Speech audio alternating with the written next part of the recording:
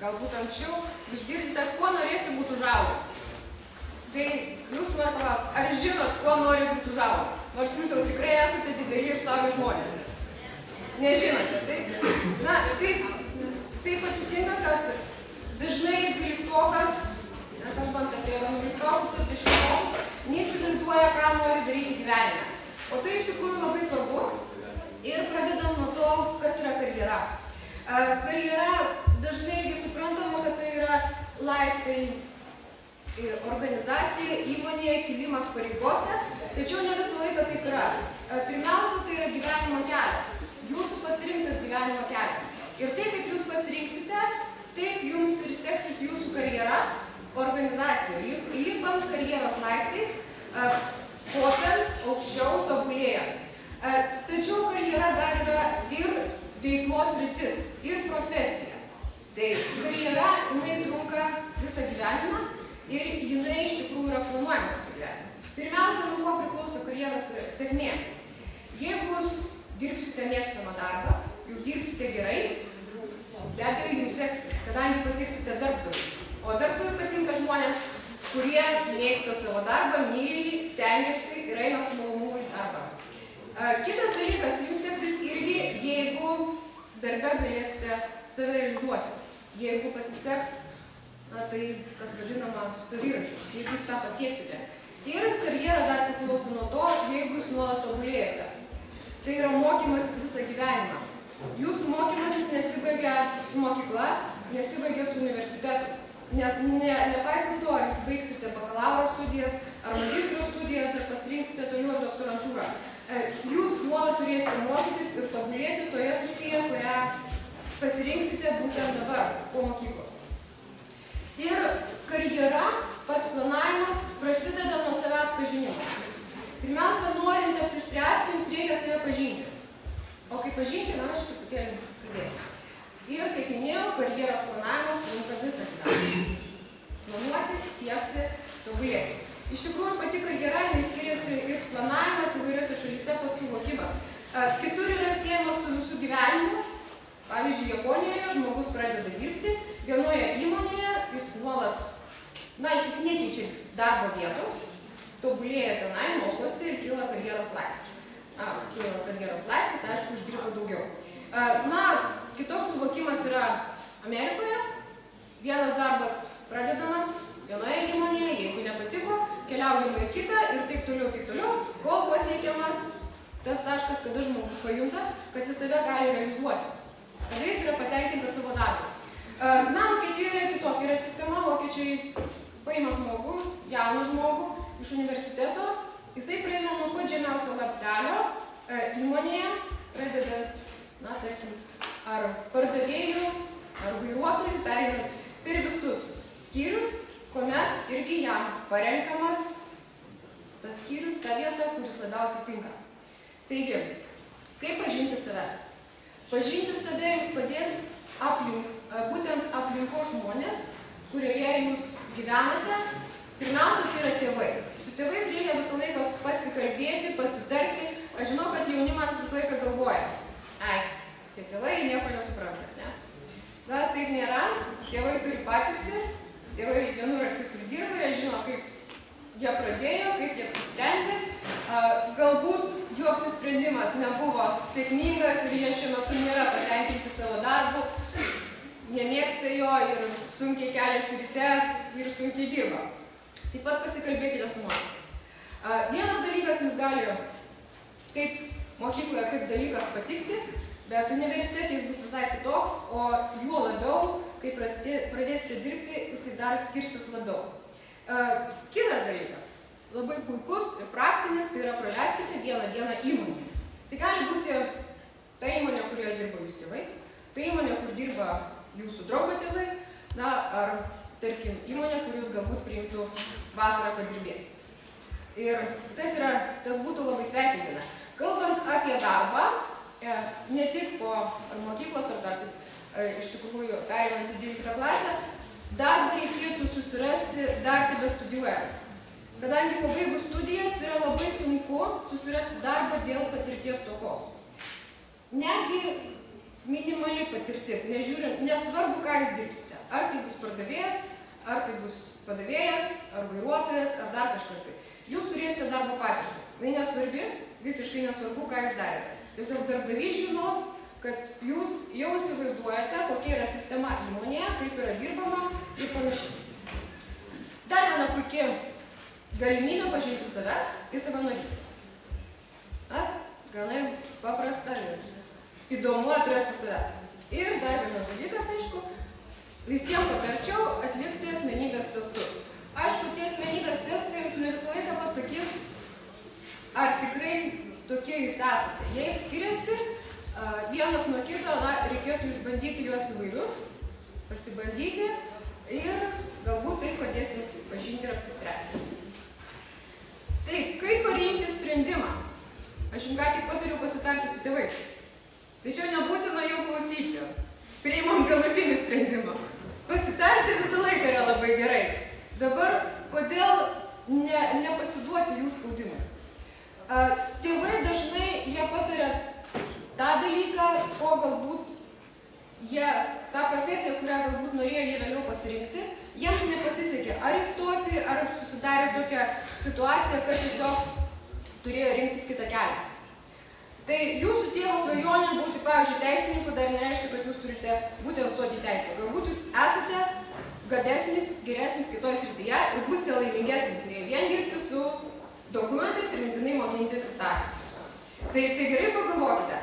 Iš tikrųjų, irgi priimant sprendimą yra labai svarbu, nes dažnai yra sakoma, kad profesija galima ją keisti, tobulėti, kažkur judėti. Bet yra profesijos, jos visos yra taip vadinamai iš pašaukimo. Tai nėra vien tik iš pašaukimo, kunigas arba gydytojas.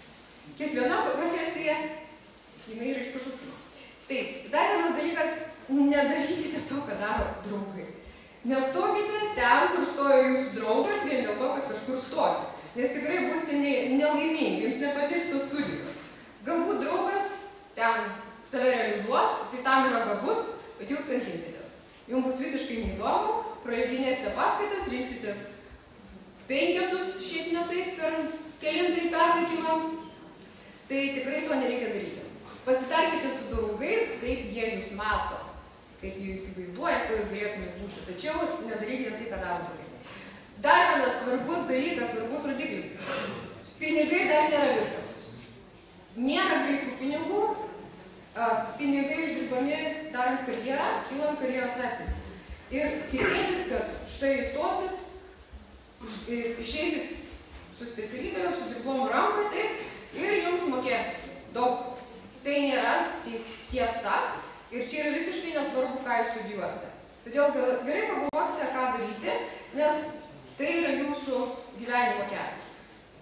Taip, tai svarbiausia reikia įsiklausyti save ir pačiam apsispręsti, pasirinkti profesiją.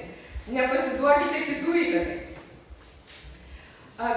Taip, kaip pasirinkti profesiją ir patį mokymosi kelią? Yra 3 dalykai, noriu, galiu, reikia. Noriu tai būtent tai, kas siejama su jūsų laisvalaikiu, tai, kas siejama su jūsų socialiniais gebėjimais. Galiu būtent tai, kas jums sekasi mokykloje. Kas patinka, kokie dalykai, kur jūs esate, save irgi taip matote, kad galite realizuoti. Reikia, tai būtent yra rinka, darbo perspektyvos ir esama situacija. Taip, mokymosi kelio suradimas. Tai dabar gerai pagalvokim, kokie jūs esate. Tarkim, jūs esate klasės lyderis, gerai organizuojate įvairiausius renginius, įtraukite savo klasės draugus į įvairiausią veiklą, turite vienokią kitokią įtaką jų sprendimams ir gerai sutarėte dar su mokytojais. Kitaip tariant, ateityje gerai sutarsite ir su valdžia. Tai ką reikėtų rinktis? O rinktis jums reikėtų verslo vadybos arba ekonomikos studijas. Tai puikiai save realizuosite ir galbūt sukursite nuosavą verslą. Galbūt nuosavo verslo sukūrimo idėja šią dieną jums dar atrodo keistokai, galbūt kitiem tai kelia šypseną, bet ateityje kas gali žinoti. Jei jūs esate smalsus domitės, siekiat sužinoti, ką nors naują ir mėgstat fiziką, chemiją, matematiką, dalyvaujate olimpiadose, jums tikrai sekasi. Ir mėgstat braižyti, konstruoti. Jums tiks mechanikos inžinerijos arba transporto inžinerijos studijos. Jos tikrai įdomios, aš žinau, kad galbūt transporto inžinerija, skamba nelabai aišku kas, mechanika, daug su mechanizmais, bet pirmas įspūdis ne visą laiką yra toks, kaip kiekvienam atrodo. Tai jeigu jums sekasi biologija, chemija ir fizika, dar domitės gamta ir ekologija, tai puikiai tiks aplinkos inžinerijos specialybė.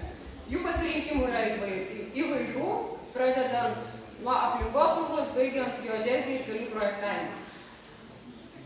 Vėlgi, jeigu jums sekasi biologija, chemija ir fizika, mikrobiologija, galbūt kas nors jau nuo mažumės turėjo jaunojo biologo rinkinį, gaudė drugelius, eksperimentavo, girdžiu salėje aš. Tai jums tikrai vertėtų stoti į bioinžinerijos specialybę. Taip, tai viena iš tikrųjų perspektyviausių ir ateities specialybių, būtent bioinžinerija. Jeigu jūs esate gabus menams, mėgstat piešti, braižyti, realizuoti save, tikrai būsite geri architektai. Architektūros fakultetą, man atrodo, šiandien vedasi ekskursija, taip? Kitas aspektas. Jeigu jūs patinka dailė, bet jums piešti nelabai sekasi. Toks variantas gyvenime labai dažnas. Na, patinka man piešti, bet nelabai sekasi, taip? Bet esate kūrybingas. Patinka fotografuoti, organizuoti, dalyvauti. Tai reikėtų rinktis komunikacijos studijų kryptį, būtent kūrybinės industrijas arba pramogų industrijas. Tikrai save realizuosite toje srityje.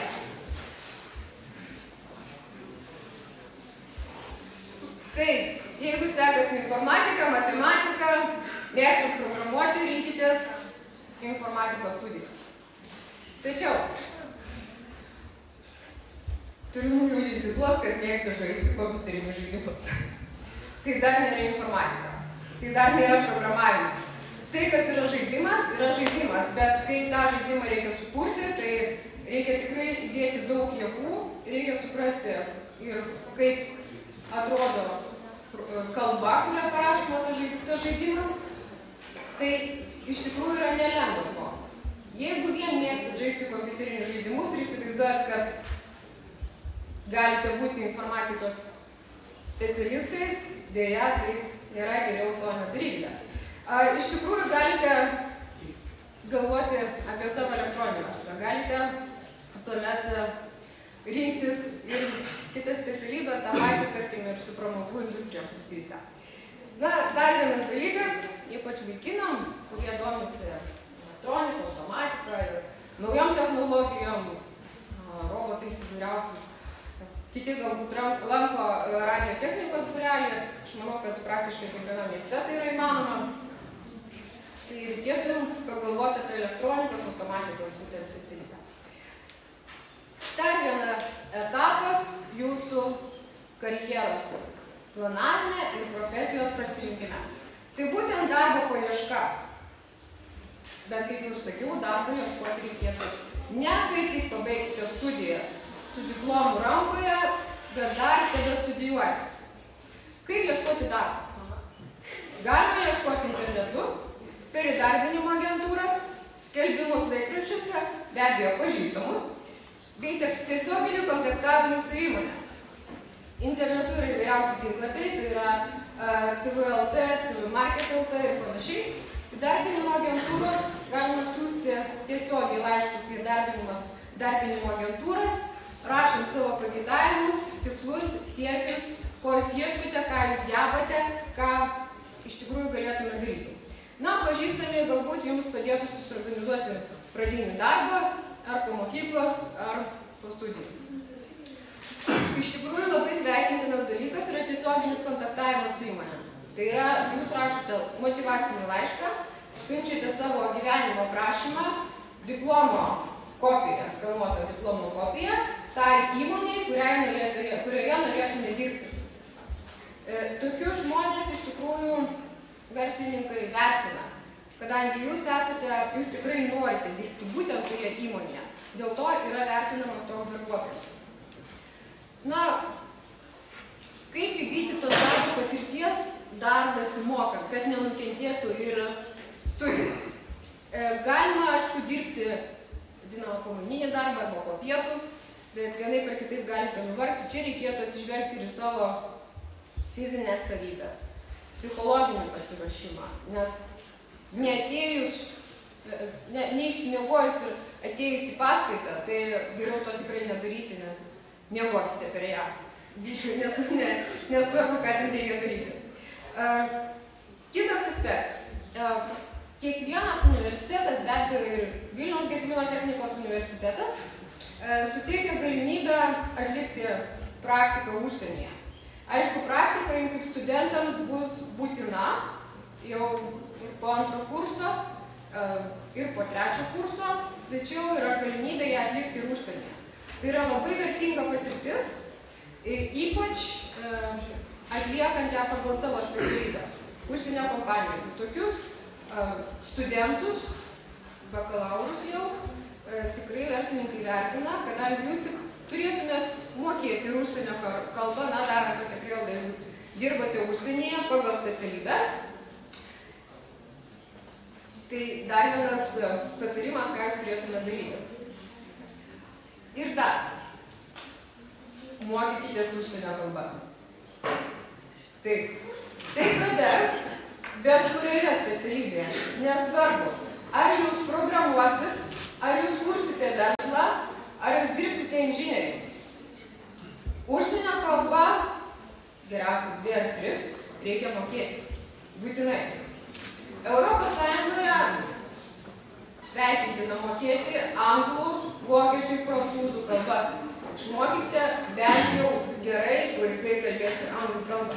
Nes ir Lietuvoje nereikia niekur toli važiuoti, ir Lietuvoje reikia anglų kalbos, jeigu norite dirbti užsienio kapitalo įmonėje.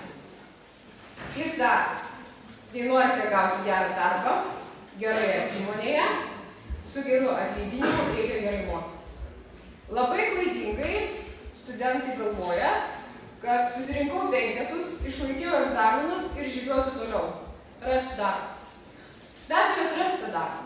Bet jeigu jūs tikrai norite didelioje korporacijai, su puikiu karjeros galimybėm, tokios įmonės jos žiūri ne tik į jūsų diplomo viršelį, bet ir priedėlį, kur surašyti visi dalykai, ką jūs studijavote ir kaip jie buvo įvertinti. Tai reikėtų tikrai rimtai dirbti tuos 4 metus, studijuojant būtent bakalauro studijas. Tai tokie būtų mano patarimai šiandieną jums.